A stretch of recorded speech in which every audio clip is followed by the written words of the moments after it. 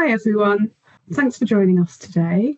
My name's Jo and I'm one of the training programme directors at the school, and I'm going to lead on the first part of this webinar, which is the Summer IACC 2024 support webinar. Okay, so how this webinar will work. So I'm going to do this first part, which is a presentation from the school, and that's to provide advice on the approach to sitting the next attempt at the IACC. And then what we're going to do is going to have a Q&A session, and that will be an opportunity for you to ask any questions that you might have about approaching the resit. Now, these questions can be submitted anonymously, completely anonymously, and we're going to use Slido to do that. And this webinar will be recorded and uploaded onto the IACC 2024 pages on the school website, and that will be done by the end of this week, so the 23rd of August. And please do share the things that you learned this afternoon with your training officer. Now, some important things. The questions must be about moving towards your next IACC attempt. We're unable to question or discuss the academic outcome of your previous attempt, and any specific questions or comments about this we won't be able to accept or answer, and that's because that's a separate process to today. There's throughout these slides, there's references at the bottom which are hopefully useful for you, pointing you to particular pages on the school website or in other useful resources. Okay, so just to preempt this, we're going to come back to the QA in a bit, but here is the QR code for Slido when we come to it. So I'm just going to pause for a few seconds in case you want to start thinking about that now.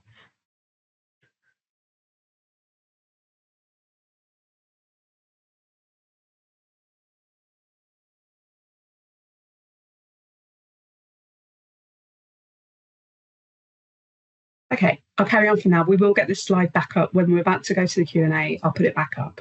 I just wanted to give you the opportunity to grab onto it now at the start. So this is kind of the principle of why we're here today in terms of this webinar. What we were looking to do this year is to put in some really clear steps for you in terms of what you need to do if you are unsuccessful at your IACC, your summer attempt. So step one is to review the feedback that you will have received, and you should have already done this and met with your training officer to discuss this specifically, because that's specific to you, provided by the assessor panel. And as you would with any part of your training, we would expect you to work with your training officer to make a plan to address any requirements that you might need prior to your resit. And to support this as well, we sent you some frequently asked questions, and they were sent to you about a week ago by email. And there were some FAQs and some top tips. And we put those together based on questions that we're often asked in IACC support meetings with our trainees. And then step three is here and now. So this is attending the webinar.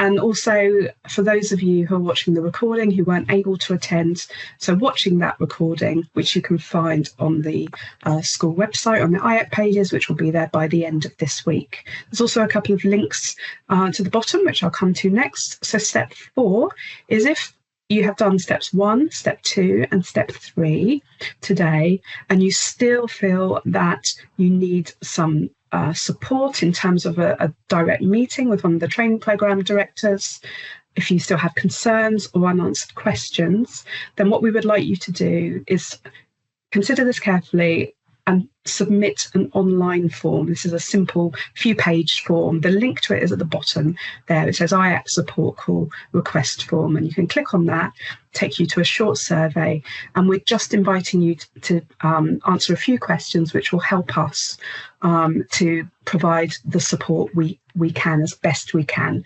We're planning on doing these meetings in September, and we just want to reiterate that there are some current challenges within NHS England, and the school is part of NHS England. So it may take us a little longer to organise these. We will do our best to support each and every one of you if you need it, if we can't answer your questions or concerns, either in this webinar or through the FAQs, or work with your training officer to look at the feedback already provided to you. Okay. So we think about different steps. We think about the resit. I've considered lots of questions that we often get, so hopefully I can answer a number of your questions in the next few slides. So the next setting for the resit will be the winter window for the IAC, and this will be the week of the 4th of November. And your feedback email will inform you, should have already informed you, whether you require a full resit or a light touch resit. In the blue box on the top, you can see how to know which one, but it will have been in that email you were sent. The school will let you know the date and time of your next attempt. We can't negotiate those because of the complexity of organising the IAC. It is not a simple process. It is quite complicated because you imagine we have to get all the assessors together and all of the different assessments to fit into a schedule. So we can't negotiate those. We often get asked about a panel of assessors. You should have a new panel of assessors. But sometimes in smaller specialties, we do have limited assessor availability. And then sometimes that panel may consist of one previous assessor, but the rest will be new assessors. Okay. We often get asked this as well. So in terms of training contract, will my contract be extended because I wasn't successful at IAC? So there's no automatic training contract extension on the basis of failing the IAC. And any extensions have to be sought through our standard processes. That's the exceptional extenuating circumstances, or EEC process. And you have to have eligible grounds to apply for this. And you can find out what those grounds are. And if you qualify for that by looking at the EEC policy, there's a link to it on the bottom there, but it's also on the website. And also really important dates to note that relate to completion and to a potential extension. Tomorrow, the 21st of August, is the last date to submit an EEC request before the completion deadline. And this information was shared earlier in the year. So I'm not sort of dropping this on you today. And completion is Monday, 16th of September, and that will remain unchanged. Whether you passed or failed the IAC, unless you already have an extension, okay? So those dates are really important. So what do you do now, between now and the resit? So the most important thing to do is meet with your training officer and review that specific feedback from your previous attempt. And then look at what you need to do. So undertake a gap analysis with them to identify those areas that you need to improve on. You can also have a look at the IAC guidance, so revisit this on the school website. And also ask other people who've undertaken the IAC previously. That could be peers around you, within your department or your specialty who you might know. But also there's some really useful information on the internet. STP Perspectives is a really good example. I found a couple of really good resources on there, which I've put links to on the bottom. And the most common themes around feedback relate to gaps in experience and or knowledge, critical reflection, or interview technique. And sometimes more than one of these. They're not standalone. Okay, so if we look at these individually, so we look at gaps in experience and knowledge. This for you in the next 2 months is an opportunity to address any concerns from the panel around your gaps in experience, knowledge, or insight. So some questions you can ask yourself as you're thinking about this, is this an area that I need to work on?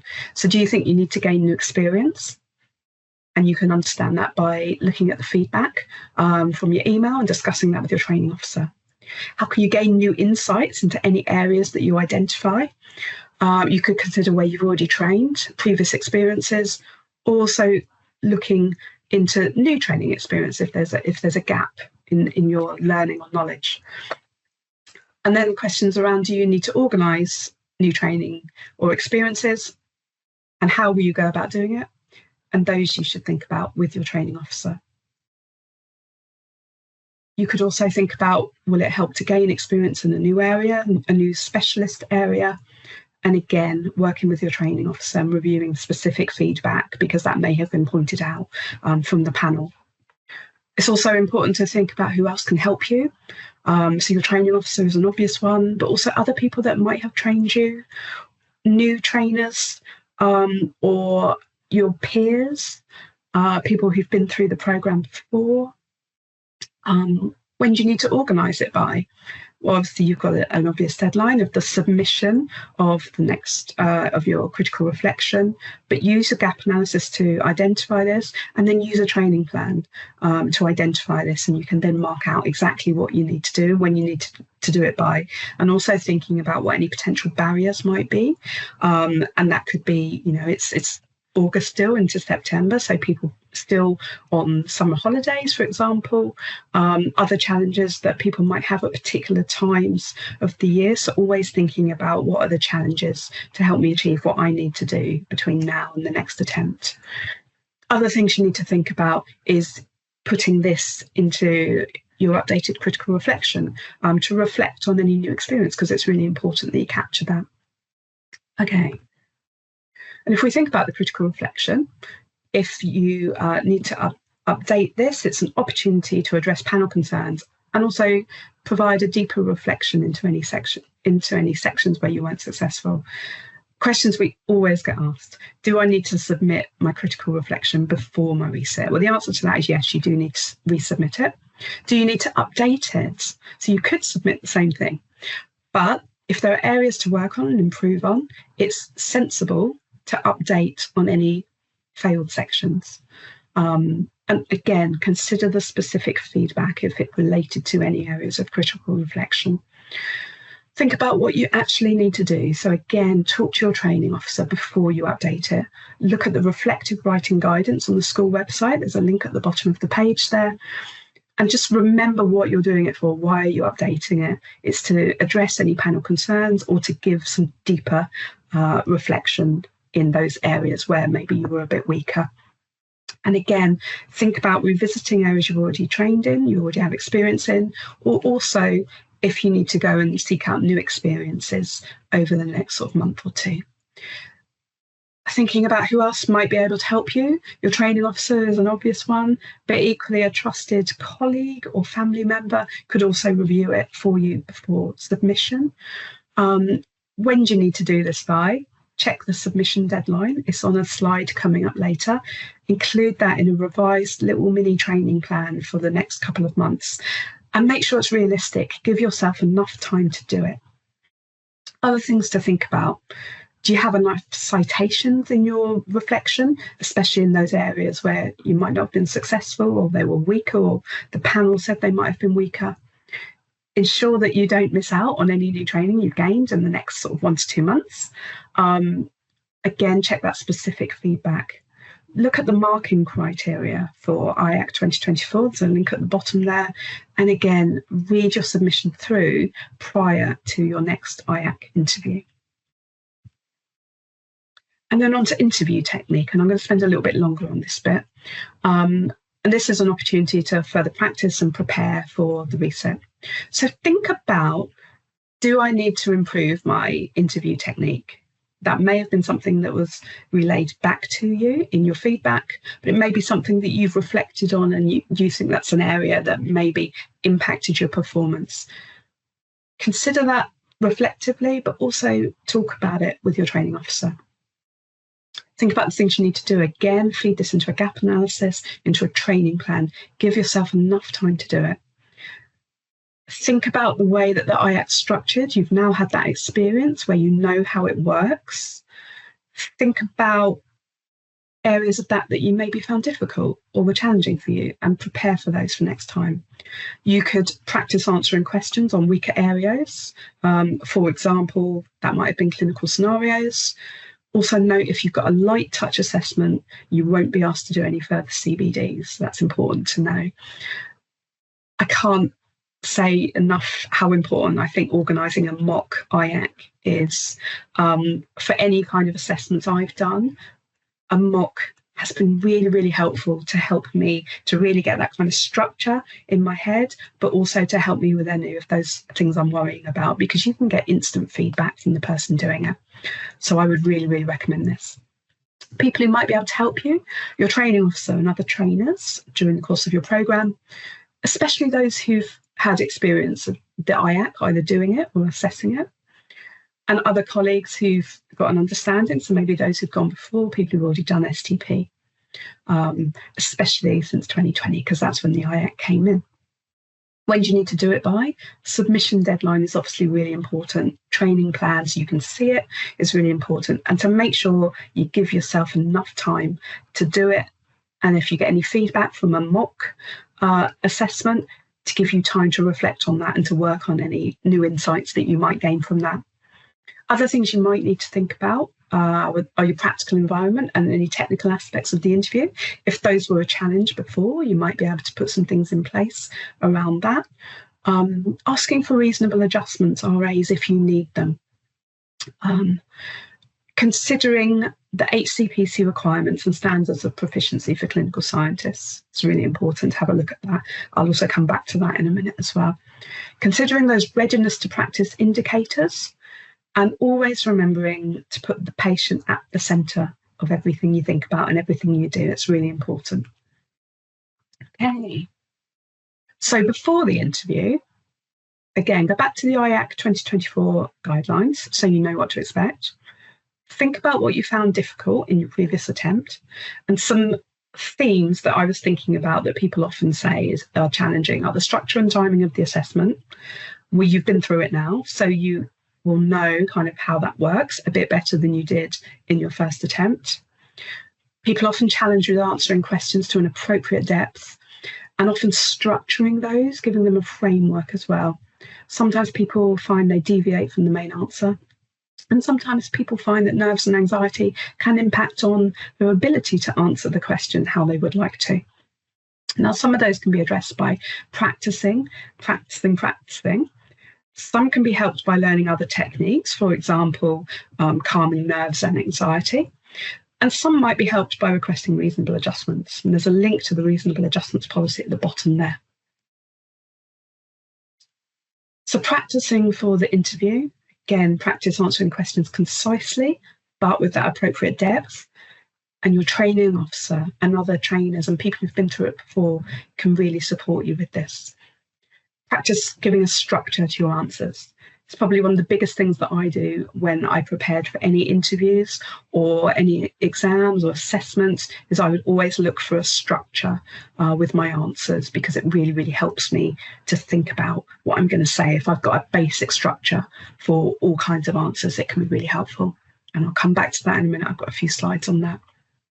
Do at least one mock IACC, mimicking those interview conditions, but you can do more than one. There's nothing to say you only have to do one. And you could do it with more than one person. But again, make sure you build the time in so you've got time to do it, reflect on it, and make any improvements that would be useful. Make sure you ask for constructive feedback from the mock assessor, especially on areas where you've been told you were weaker or you feel that you were weaker. You can practice answering CBD type questions. There's loads of examples. There's 2 for each specialty on the school website. Link is on the bottom there. And encourage your trainers and colleagues, just when you're working day to day, to ask you scenario type questions and to challenge you with those. That can be really, really helpful. That's something I definitely did while I was revising for my sort of clinical exams.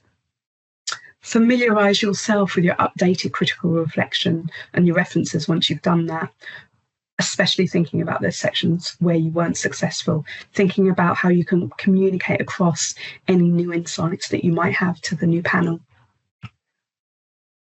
Here are a few examples, and I've taken these are really relate to the scenarios of the CBDs. I've picked, I say, a random one from the website. These are the 2 examples you have. I've picked histopathology because that's my specialty, as an example for the life scientists in the room. This is just one of the questions, and actually I sort of looked at it and thought, how would I approach this? What are the standardized things that I can pull out to try and help you on this call today? So I looked at this and I thought, what are they actually asking? They're asking what's the cause, they're asking what's the approach. They're asking you, what's your knowledge and experience? How would you investigate this? They're really asking also about professional behaviour, patient safety, communication, and audit. And not all of those things there are specific to histopathology. Some of them relate across healthcare science. Okay. This is a second example for the physiological scientists, trainees in the room. This is from audiology. And again, this is asking, what is your approach? That's the question.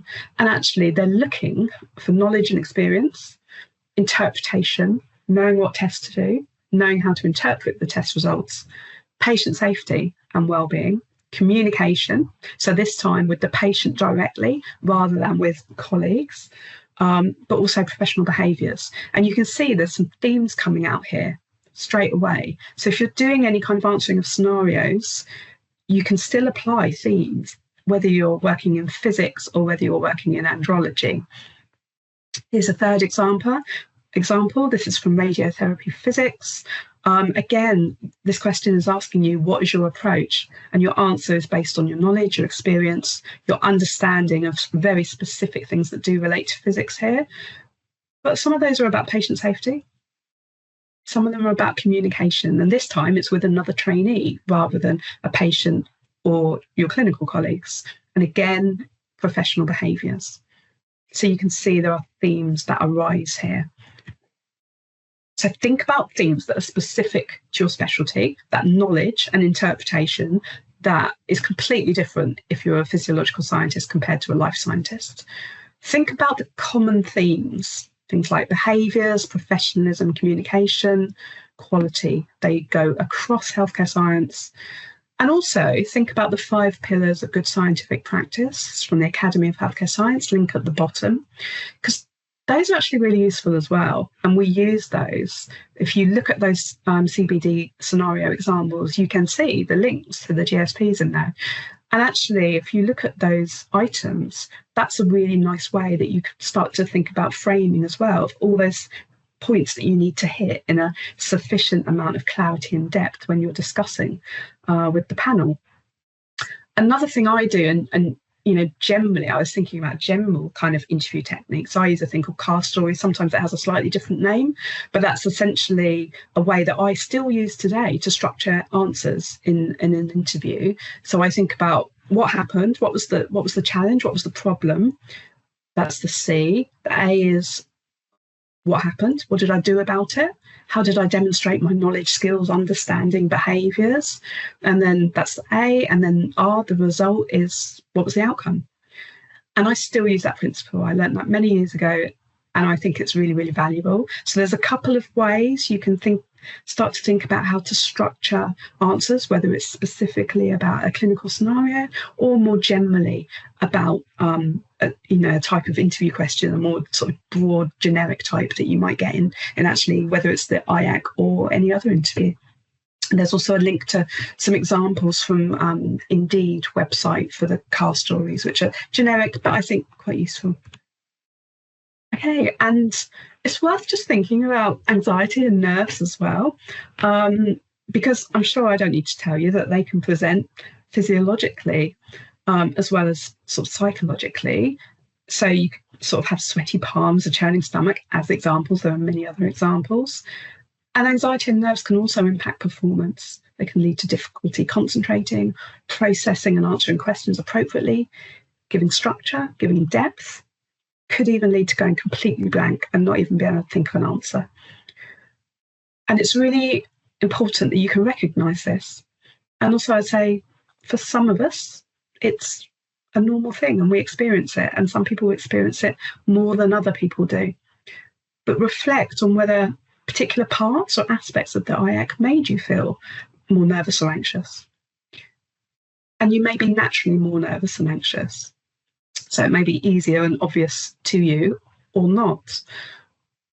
You can learn a few techniques to manage this better. Here are just some of the more common ones, but it very much works for individuals. So I personally use breathing exercises to manage my nerves and anxiety. Say if I had an interview or an exam, I absolutely do this, but that's because it works for me. So it's really important to reflect it, identify it, and then find what works for you. Other people have loads of experience around this as well. So you can get help, whether it's in your organisation or from asking your friends or people who've been through it before. I would recommend wherever you can, practicing aspects of the IAC interview, because what it does for me, it minimises that kind of unexpected. So you can't control this, but there are certain things you kind of can control because you know what to expect. And I think practicing is really, really helpful. I've put a link at the bottom. It's very generic. It's actually for GCSE students, but I thought some of the items in there are actually quite useful. So that might be helpful as well. Just want to say about reasonable adjustments as well. If you're thinking about reasonable adjustments, you can apply for reasonable adjustments for your IAC resit if you feel you need them. And it's really important to know that if you didn't ask for them in your previous attempt, but you've reflected now that you wish you had, or you think it would have been helpful, then you can do that. You don't have to sort of once one opportunity to ask and then you can't ask again. It doesn't work like that. So you can ask for reasonable adjustments. And if you asked for them and you had them in your previous attempt, they still apply. You don't need to apply again. The reasonable adjustments help provide a fair assessment experience for everybody. And you can apply for them if you believe that a disability or a learning difference, such as neurodivergence, would affect your ability to demonstrate that understanding, competence, or readiness to practice.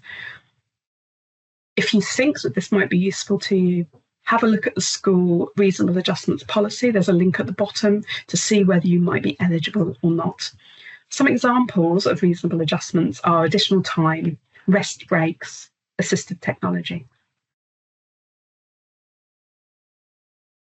Okay, so if you've practiced all that and you get to the resit interview, use your mock, use what you've learned, use those things you can control of how it will work, put that into action. And use any techniques that might be useful to you to try and help manage any nerves or anxiety that you might have. When you're answering questions, always bring it back to the patient at the centre of your answers. And that's whether you directly see patients or whether you are dealing with samples. Always put the patient at the centre. If you need to, take a few seconds to fully process what's being asked of you before you start to answer. It's absolutely fine to sit in silence for a few seconds and formulate what you want to say, how you want to structure it. And it's also absolutely fine to ask for any questions to be repeated if you didn't hear them properly or you need further clarification. And I would also advise, because I use breathing techniques when I feel anxious or nervous, if you feel it kicking in, if you feel those physiological signs, don't be afraid to use them in the middle of it, and that's okay as well. And so that can be like deep breaths, asking, just to stop for a second to get some water, for example. Do what you need to. Okay, some key dates for the winter IAC 2024. Okay, so before the interview, your reflective narrative needs to be submitted by 12 o'clock on Tuesday, the 15th of October 2024. Reasonable adjustment requests need to be submitted by 12 o'clock on Friday, the 4th of October 2024. The interviews themselves will be the week of the 4th to the 8th of November. The results will come out the week starting Monday, the 2nd of December. And any appeals from the winter sitting need to be submitted by the week starting Monday, 16th of December. Okay, so those are my slides. That's the end of that. And we're going to go back to the Q&A session. I'm going to put the QR code back up now.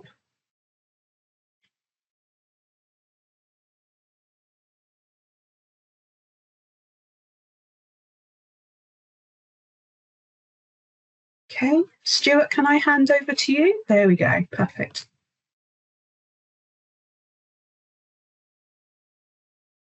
Okay, thanks, Jo. I'm going to bring Emma and Namir and Jane into the screen. Let me just bring you guys in and then we will get cracking.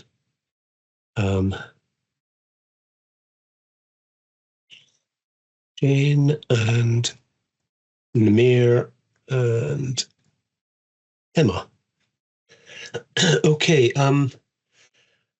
Jo, Jane, Namir, Emma, do you need me to read them or do you just want to take them from the top? They're ordered, the questions are ordered in order of liking, so the ones at the top have the most votes and people want them answered the most.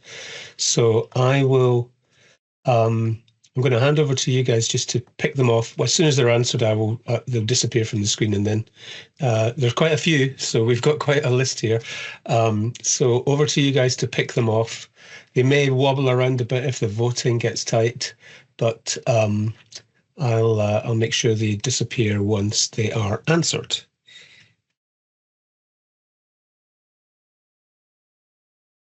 I think what I might do is I might just read them out, so we exactly know exactly which one we do. So I'm gonna read out, and I'll jump in if I think it's most appropriate. So I hope that's okay, everyone. So will the new assessors see our previous feedback before the reset? My understanding of that is that yes, they will see it because they need to know what you've been asked to improve on. Okay, thank you, Jane. Does anyone else have anything to add on that? Or you? No, great. Will the assessors base questions based on your feedback from the first sitting? So the assessors have quite a wide remit of questions that they can ask, and they might ask you questions that allow you to get a little bit more comfortable in your interview occasionally. But what they're trying to find out is whether you have met the gaps that you had from your first one. So they're most likely to concentrate pretty much on what you've done to improve since the first one. So I think it'll be a mixture of things that you might already have done well in the last one just to get you settled in, but then to spend a bit more time asking you questions about the things that you needed to improve on. Thanks, Jane. Do we have the full word count for the written piece if we just need to resit one or two domains?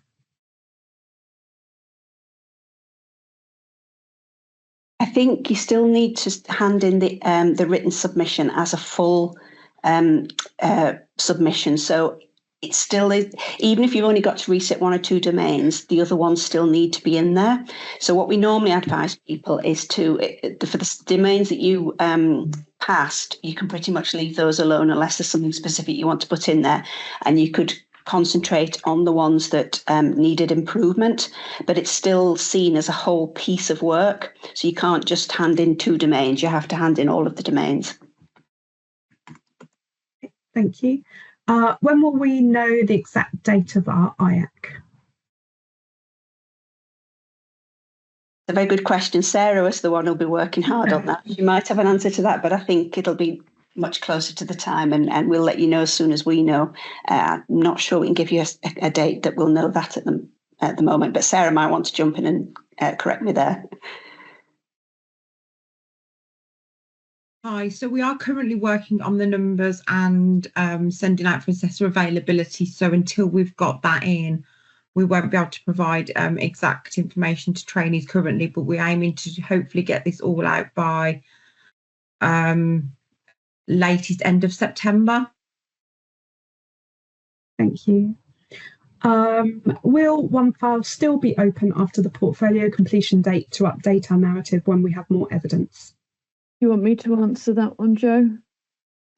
So as Jo said, unless you've got an extension, then the completion date will be that 16th of September. So it will not remain open. So you need to get everything up by the 16th of September. Sorry, Emma, can I yeah, of course you can. Agree with you slightly? What's happened in the past for people who need to do an IAC resubmission is that it closes on the 16th, as you say, but then it reopens for those who are doing a resubmission so that they can get it in towards the end.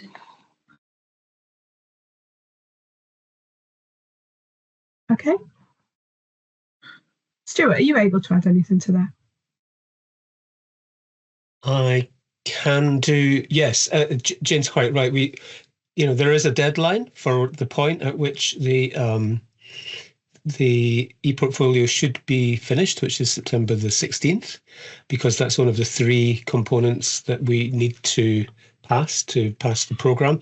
But where there is a need we tend to take it on a case-by-case basis, but we have to shut the e-portfolio to check on whether people have met that deadline, and those that have an IAC that need the ePortfolio to be reopened, if they need to do any more work in it, they will have it opened for them. Thank you. Is the interview still an hour long for light touch assessments? That's a no. It's adjusted appropriately. Is there a specific time? Although I suppose it depends how many domains, doesn't it? So it will depend on the individual. Yeah. Yeah. Okay. Is a minimal failed domain resit the same as a light touch resit? This is how it was worded in the results email. Yes. Apologies. Sarah, please correct me if my answer is wrong. No, you're right, Jo. Thank you. Just double checking. Do you resubmit the whole reflection if you only failed one domain? So I can answer that, yes. But update the areas in which you failed. Anyone got anything else to add there? No. If we fail the second attempt, how would we act on new feedback if we're unemployed from September? So this is a difficult one, but it is it's about trying to think ahead and get ahead of the game. A lot of people won't be unemployed. A lot of people will be in new roles, and often in those new roles, they'll support you through the resubmission. If you are unemployed, I would strongly suggest that you have a chat to your training officer before you leave and try and get as much of what Jo said kind of in progress before you actually leave. And some training officers actually will support you a little bit further even after you've left. But really, it's a difficult situation for some people that they might not be in employment when they do the resubmission. But I don't think there's a lot we can do about that one. I don't know if Emma has any advice on that one as well. No, I was going to say exactly the same thing. So, yeah, if you are unemployed, it is actually quite difficult to act on the feedback, but you'll have to do the best that you can and be as imaginative as you can to get as much revision as you can in that situation. But I think you need to be aware you've got plenty of feedback. If you act on what Jo said, the likelihood of you failing second time is very small. So I think it is a problem that's only faced by a very small number of trainees. Okay, thanks, Emma. Will there be CBDs in the reset? So I can take that one. So if you have a full reset, yes. If you have the light touch minimal domain, no. Okay. Where can we upload new evidence to one file, as most competencies will have been signed off in readiness for completion? Can completed competencies be unlocked? Yeah, I can take that, Jo. So your training officer can unlock these competencies if you want to add more evidence, and then you can upload that evidence. Stuart, if you want to add anything, please join in. In answer to the first question, where can we upload new evidence to one file, as most competencies will have been signed off in readiness for completion, even if a competency has been signed off, if the module if we unlock the module for you, which you can request us to do, you can add a new submission even against a green competency, if that was an easier way to do what is required based on what you need to do for your resit. Did that make sense? You can map new submissions to existing competencies even if they're green, as long as we unlock them for you, if that's required. Thank you. If you have failed the readiness to practice, how do you address this in the reflection?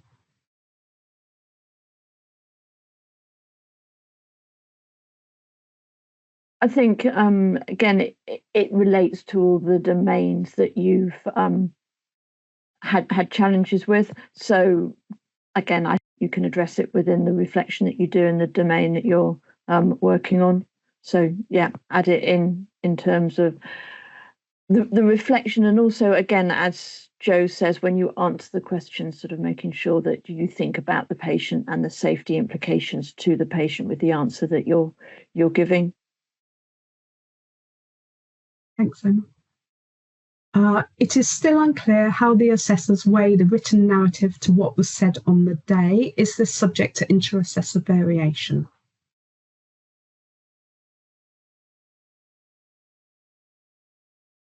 So I guess there's always going to be some small element of inter-assessor variation, but what we've done is train the assessors to the criteria that Jo mentioned in the talk. So what you put in your submission is a starting place. You put something in there, you reflect on what's happened, and you put some evidence in there, and then the assessors will ask you to expand on this, give you more of an opportunity to talk about it more fully. They'll also ask you questions that you haven't addressed in your submission to make sure that the really important safety factors have been addressed. So if you haven't talked about something like confidentiality, that might be something they'll pick up, and they'll ask you questions about that to make sure that you've fully talked about it. So I don't really think it's about inter-assessor variation, which there's always going to be in a non-standardised assessment, which is what this is. But the submission is a starting point for the interview that you're going to have afterwards. Thanks, Jane. What kind of adjustments have you previously allowed for neurodivergent candidates? So one of the most common ones is a little bit more time for the CBDs. So the CBDs are a question that you need to absorb. You need to read it through. You need to absorb it. So that's a common area where we'd give extra time. Thanks. And also have a look at the reasonable adjustments policy, and you can see examples in there as well. Do we need to update the action plan in the appendices if tasks have now been completed, brackets for light touch resit? I think it's useful to do so because that gives confidence to your assessors that you have done those things. So yeah, go for it. Okay, thank you. What are the consequences of failing the IACC if you have been offered a job within your department because they are happy with your competency?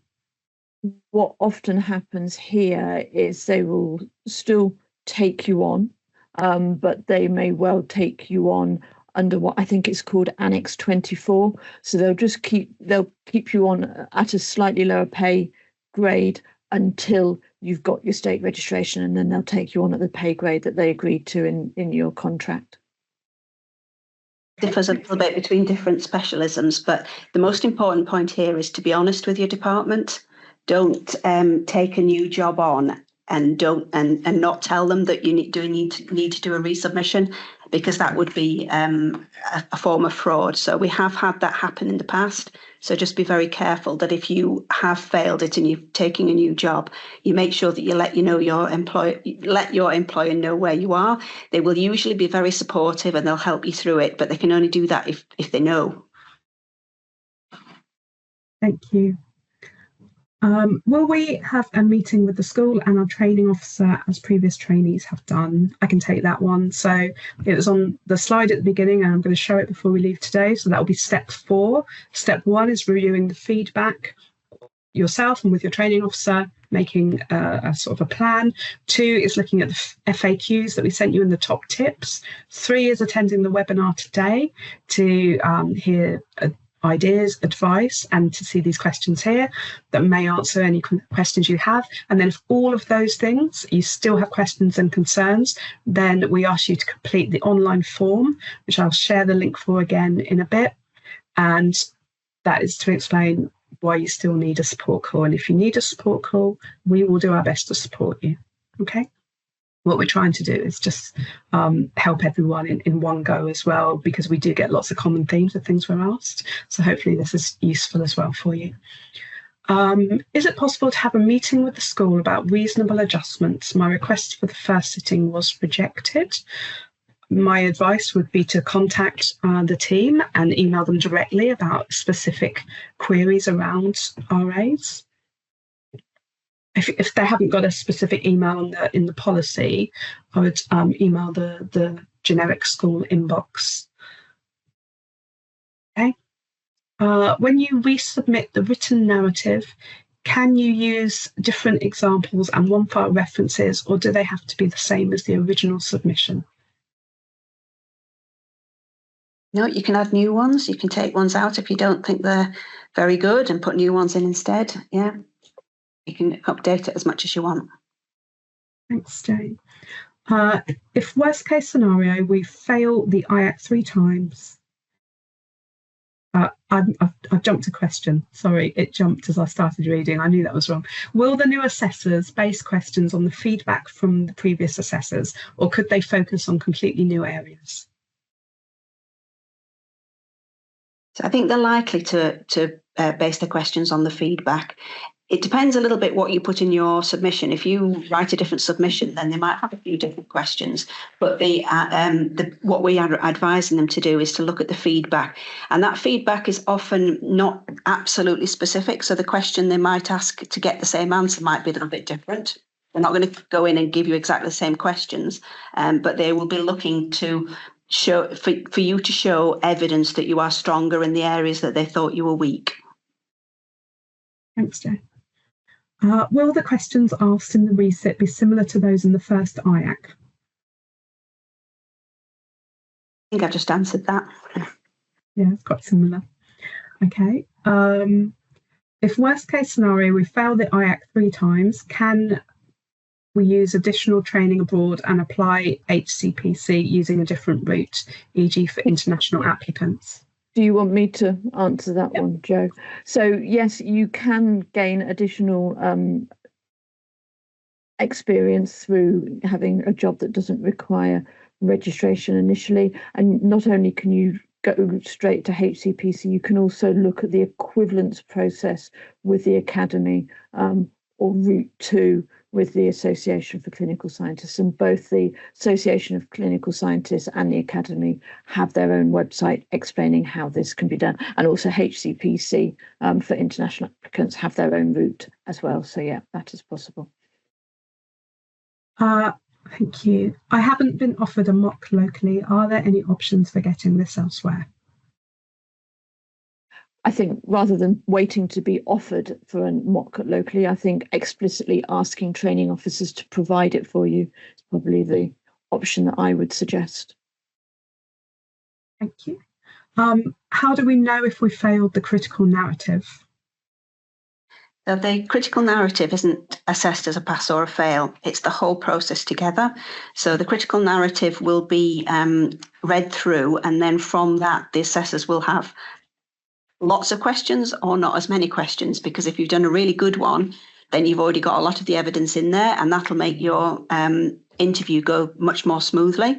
If you haven't done one very well, you won't fail it, but you'll be probed more, you'll be asked more questions. And what I always say to trainees as well is that if they put a lot of stuff into the narrative the first time and do it really well, then it's there, it's done, it's ticked off. They don't have to remember everything. I would also suggest that you read it through the night before as well. Make sure that it's really fresh in your mind so that the next day when you go to the interview, you can remember what you put in there.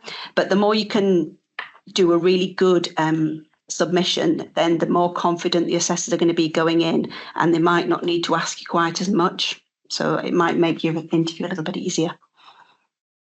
Thank you. I made an appeal on the grounds of prejudice and bias. Will different assessors be used in my second attempt if my appeal is unsuccessful? So I think we haven't had the appeals yet, so we don't know anything about this. But we, as Jo mentioned, we try to use different assessors in the second attempt for everybody. It's only in the rare occasions where we can't get completely new panels that we might have to use one from before. But I think if there was an appeal around that, then we would probably be very aware of that and perhaps try even harder. But our aim is to make sure that everybody gets a new independent panel if we possibly can. Thank you. Does domain only refer to the 5 domains of GSP, or does it include the readiness to practice portion? I don't really understand that question. Sort of, there's 5. We ask you to write the 5 domains in your IACC plus your global statement, and then questions will be asked around those 5 domains and the global statement, and from those questions the answers will then be determined whether or not your your readiness to practice is sort of covers all of them. I don't know, Jane, whether you want to say a bit more than that. I was going to say the same thing. The readiness to practice indicators are like they come over all the domains. So we ask you questions and we specify a certain amount of time within the IACC for each domain so that we can ask about everything. But the readiness to practice indicators are taken from the whole of the answers to that because they don't really fit to one domain. They spread across the whole of the domains and the summary as well. So those two readiness to practice indicators are kind of safety factors, I guess, at the end. So if you have failed one of the domains, it might be that you fail one of the readiness to practice indicators on the basis of what you said in that domain. So they're more overall than each domain. Thank you. Do we need a training assessor when attending the IACC interview, even if we are unemployed? I assume this is sort of just a statement of who your training officer is or was when you were doing your training, so it would be the training officer who was before your contract came to an end. Thank you. Is there a full list of reasonable adjustments available? There's a reasonable adjustment policy which lists examples. What I would say is that reasonable adjustments are personal, so you would never find an exhaustive list. You have sort of general themes, but it's very much based on your needs. So I would say there isn't a full list as such. But if you feel you're eligible after reading the policy, then by all means apply for it, and we have those conversations. Some of my feedback was related to my CBD, but I have a light touch resit. Do I have to address this in my resit interview? So I think that this depends on what the feedback was, and it's something you'd probably be best sitting down with your training officer and trying to work out what's going on. But it may be that the specific feedback from the CBD relates to a particular domain. So that'll be the domain that you'll have failed, and that'll be the bit that you need to concentrate on. You won't be asked another CBD, but you might be asked questions around whatever was perceived as a weakness. Thank you. I failed clinical practice, but a lot of the feedback for this was based around the CBDs. Without having CBDs and the reset, how will this be assessed? Is that the same answer to the previous question? Yep. Where can we find example questions from mock IACC? So you can find 2 examples for each specialty of the case-based scenarios if you have a full reset, but there aren't example questions as such. So use that knowledge and that experience of your training officer when sort of putting this together. And also Sorry, Emma, carry on. Sorry, I interrupted you there, Jo. So again, it's because the reason we don't provide example questions for the mock IACC is because the IACCs are very personal to you. So again, as Jo said in her webinar, reflect on what you've written and reflect on the domains and what it is that the assessors will want to know, and work out what you think the questions might be as a consequence of that reflection. Thank you. Can I make an appeal based on bias because the feedback I got did not reflect my true answers? Now, there's a deadline for submitting an appeal that I do not have off the top of my head. Sarah, I think it was this morning, wasn't it? I'm not sure. Sarah, are you able to advise? Yes, I can confirm it's close of play today, so it's the 20th of September. August. So today, so the end of today. Okay, thank you. So I guess, the actual answer to that question is yes, but by the end of today.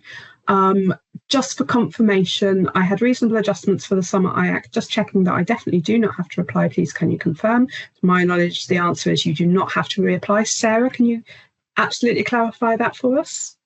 Yes, that's correct. Unless there's obviously any change to that reasonable adjustment already submitted, it will still stand from summer. Thank you. Is it possible to have a winter IACC that is not in the week 4th to 8th of November due to exceptional circumstances?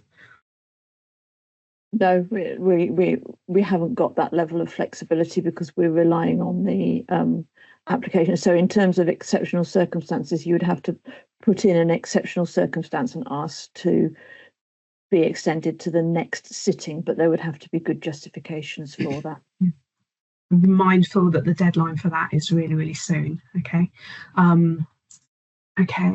Is it a conflict of interest if one of my assessors is a previous manager or service lead from a previous role prior to the STP? Do you want me to answer that one? I would expect that individual to declare a conflict of interest, but as a school, we would acknowledge that there was a conflict of interest there, but we wouldn't have a problem with them assessing you. We would the time when we would stop we wouldn't have it is if they had already been part of your training as part of STP. Does anybody want to say anything more about that? Thank you. I think the question jumped again, didn't it? I'm going to go to the second one down. Once one file is closed, we can still see the lists of comps, can we still see the lists of comps even if we can add anything to them? Is that correct? Stuart? Yes. And obviously you can see the list of competencies in the curriculum library also. But yes, of course, when one file is closed, it doesn't mean you can't log in. It just means you can't make new submissions in the period when one file is closed. Yes, thank you. Will new assessors be from a different region of the country? Some regions have more resources compared to my DGH. It can be tough to meet their expectations. Don't look regionally when we're making the assessors, their panels together. It's all assessors are treated the same. We don't kind of look and see where they work or anything like that. What I would say is that you need to pass a minimum bar here. We're not expecting people to necessarily be doing the same work in their departments as the people in other departments. There may be variations in that, but the STP assessment and the STP curriculum have a minimum level that you must work to and pass, and that's what the assessors are working towards. Thank you. Why do we submit the full narrative again if we are only being reassessed on one domain? Can we be asked on anything in the other sections as well? Being assessed on one domain, then you should only be asked on that one domain. But we do ask to put the whole IACC in again, the whole submission. That's the way the system's set up. That's the way we like it, so that we can read it all. If you're a new assessor, you're not just looking at that one thing. You can see the bits that you did well as the one that you're doing, because we're not just looking at you in one domain. We're looking at you as a whole. So we still need that evidence in your submission. Thank you. Will the resit invitation emails, sorry, it's dropped. Will the resit invitation email state who the new assessors, who the new assessors are? The summer IACC invitation didn't, and we needed to refer to one file for that. I think, again, Sarah can confirm on that, but as I understand it, you won't know the assessors, but it really doesn't matter because ultimately, as Jane says, it's the same bar that you need to cross regardless of who the assessors are. Thank you. How would you go about creating a gap analysis that highlights what areas you don't know and need to work on? You don't know what you don't know. I would say, look at the feedback you got. That will be a big pointer for you. Talk to your training officer, and if you need to, go through each section individually, each aspect of it, to try and identify any areas of weakness or where you think there's any gaps in training that you will have been pointed out to you, because you'll know the areas where you've got gaps, because those will be the failed domains.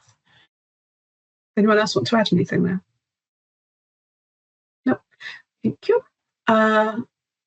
If we resubmit the full narrative for light touch resits and only change one domain, would that not be registered as plagiarism in the online system? Stuart? Sorry, yes, the answer is no, it won't be registered as plagiarism. We're not going to compare your new submission against your previous submission. Okay, thank you. If I have a light touch resit of one domain, can I delete large parts of my written submission for other domains in order to dedicate more words to this domain?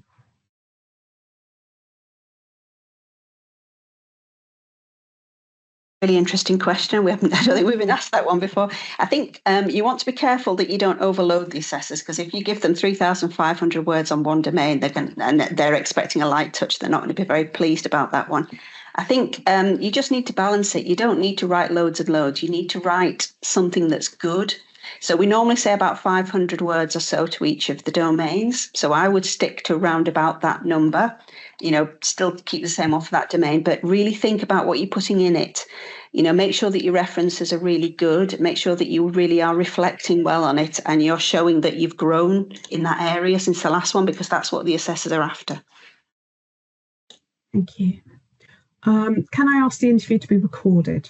Do you want me to answer that? The answer is no. We may choose to record the interview if we've not got enough assessors, but that's purely so that we can then get an additional assessor at another time to review that interview.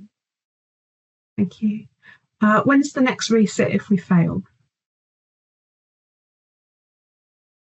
As I understand it, it will be July 2025.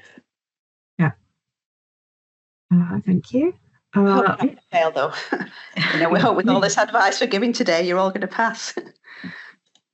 What happens if we don't get everything signed off in one file before 16th September?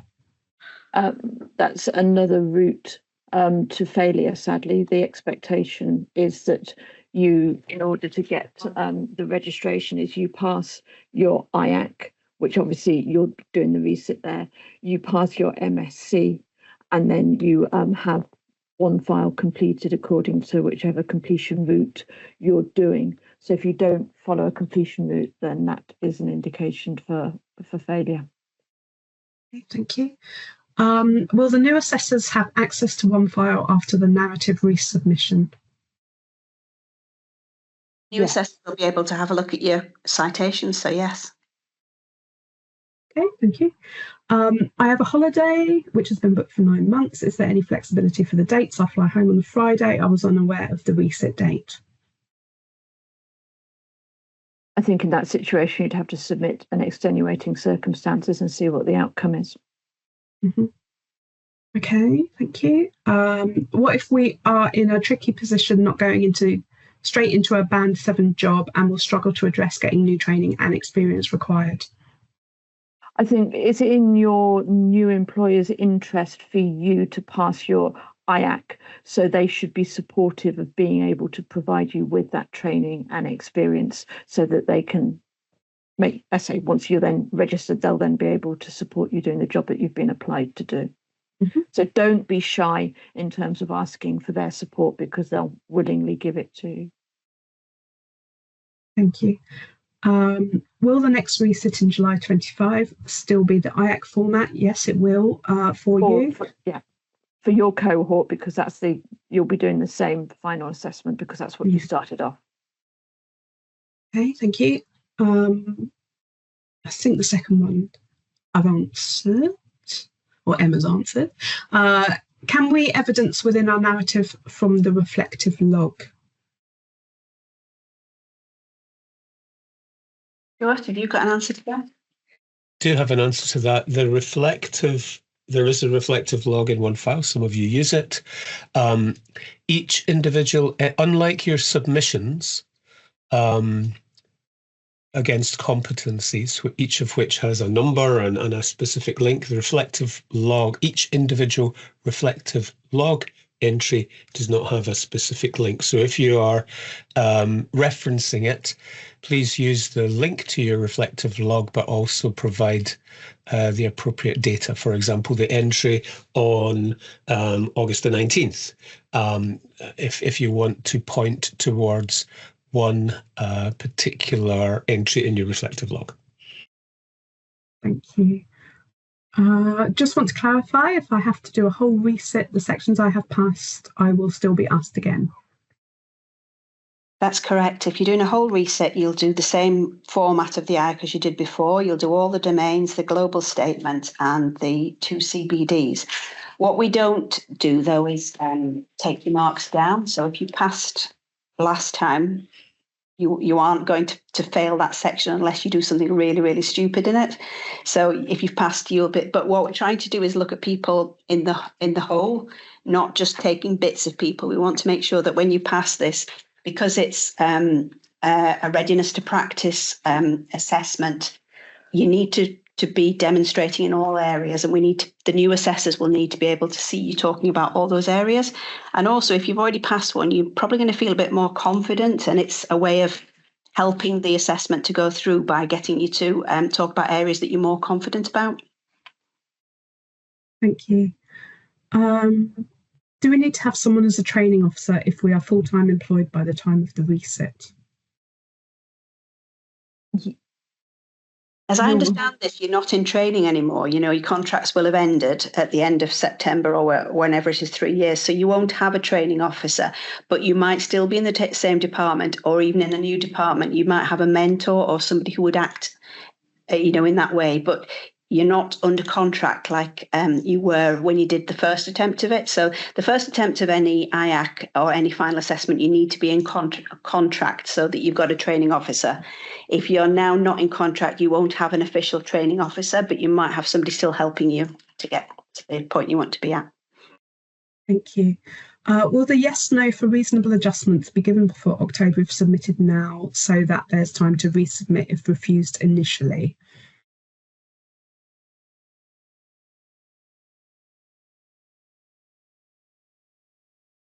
Sarah, are you able to advise on that?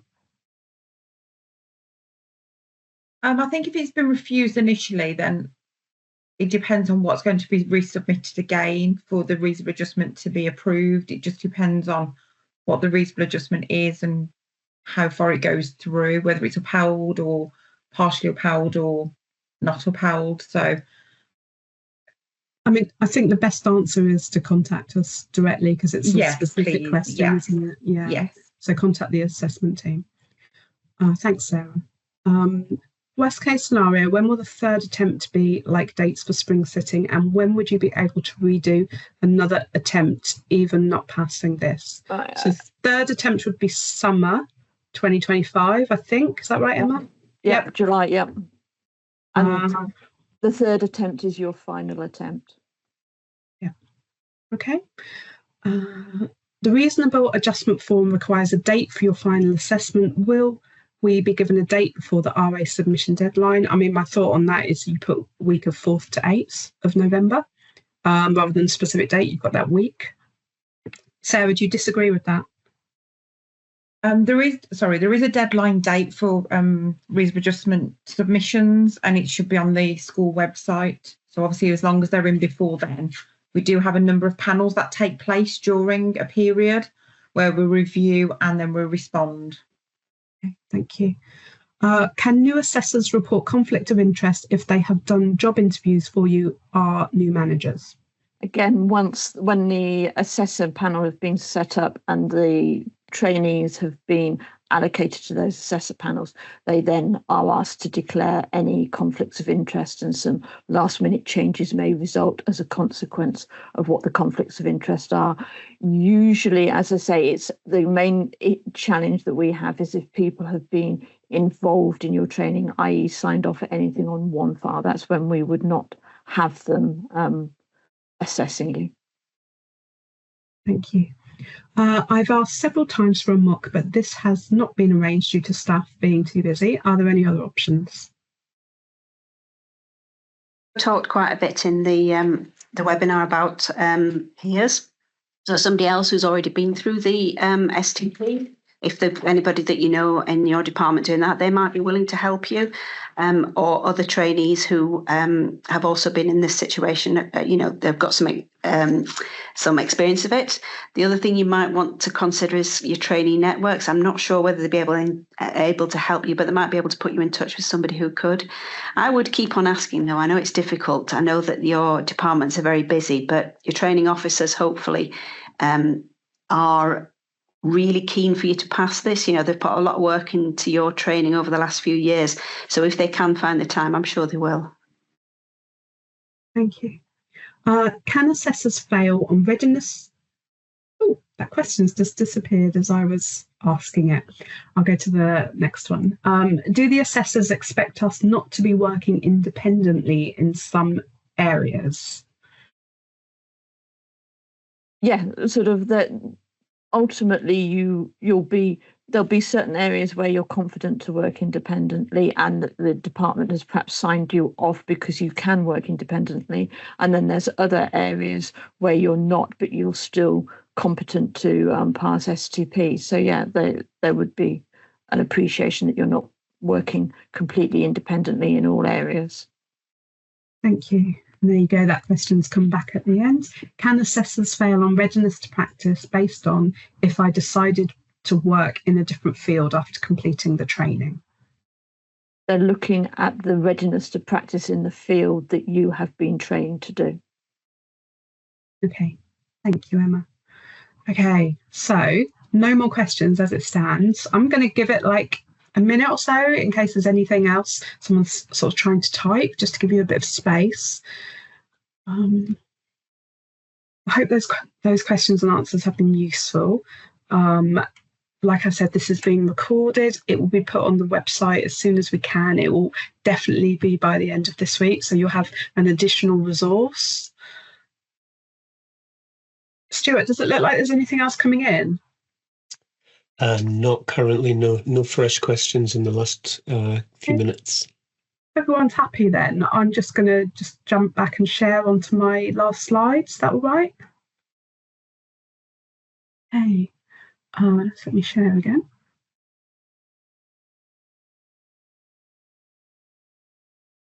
Okay, so hopefully you can all see my screen again. So this is a slide you've seen before, and it's just to reiterate what we want you to think about in terms of your next steps. So make sure you've reviewed the feedback that you received from the panel. Make sure you've met with your training officer. Go through each stage, each section of the IACC and the domains to try and identify any potential gaps, areas of weakness where you might require a bit more training or a bit more insight or a bit more discussion with peers, trainers, etc. I'm being quite generic because it will be so specific to you. Look at the FAQ email that we sent you about a week ago. It's got lots of tips in, lots of common questions that we're asked, common themes that come up. Wait for this to go on the website, this webinar. Look at the recording. You can look at the questions and hear our answers again. And hopefully this will add to the FAQs and hopefully answer your questions and concerns. Just a reminder that any appeals, any reasonable adjustments are dealt with through a separate kind of process to the support meetings that we may be able to offer you. So just be mindful of any deadlines around those and the things you need to do, which are separate processes. If you feel that after steps 1, 2, and 3, you've still got questions and you've got concerns, the first thing I want to say is that's okay. It's absolutely fine to not have everything answered. You know, we're all here to support you and to do our best to get you in the right place so you can be successful at your next attempt. As someone said to me the other day, we don't all pass our driving test the first time, but actually when we look back on it 10, 20 years, when we're an experienced driver, we don't tend to tell people how many attempts we took to be successful. And I know it's difficult at the moment, but this adds to your experience and you will get there, and we absolutely want the best for you and want to support you to get there. So with that in mind, if you do still feel that you need a support call, we will happy to try and make that happen for you as best we can. Please understand we do have some challenges currently in NHS England, but you're at the forefront of our minds in terms of support. So we will do our best to help you. What you need to do, there's a link on the bottom here.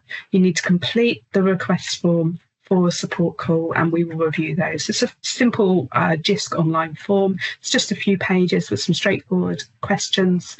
And we have set aside some time in September. So what we also want you to do is tell us your availability, because it may take us a little bit longer to organise things at the moment, but we can, make it quite streamlined. If you tell us your availability, then we can organise it for you as best we can and as soon we can, because we really want to help you as best we can. So with that in mind, I really, really hope that this afternoon's webinar has been helpful to give you guidance and any concerns and questions you may have had. And if not, please do get in touch with us if you need to. Okay, does anybody else have anything to add before I close this webinar? No, Jo, I think that was very comprehensive. Thank you. Okay. Thank you everyone for attending. We really appreciate your time and your efforts. We wish you all the best in your future attempt. Yeah, thank you very much for attending, and I will close this webinar now.